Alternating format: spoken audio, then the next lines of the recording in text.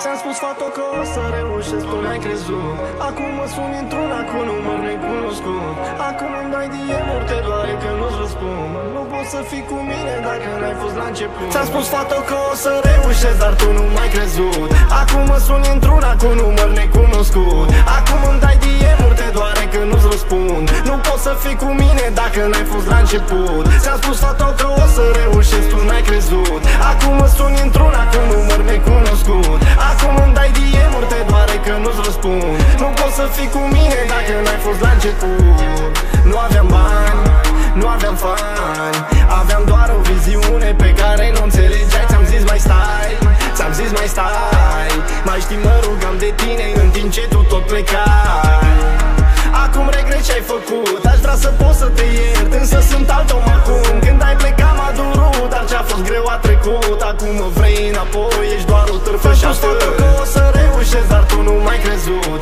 Acum mă suni într-una cu număr necunoscut. Acum îmi dai DM-uri, te doare că nu-ți răspund. Nu poți să fii cu mine dacă n-ai fost la început. Ți-am spus, fată, că o să reușesc, tu n-ai crezut. Acum mă suni într-una cu număr necunoscut. Acum îmi dai DM-uri, te doare că nu-ți răspund. Nu poți să fii cu mine dacă n-ai fost la început.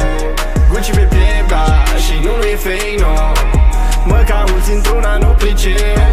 Spai mei la concert și un lucru e cer. Nu m-aș întoarce înapoi la ce te aștepți tu.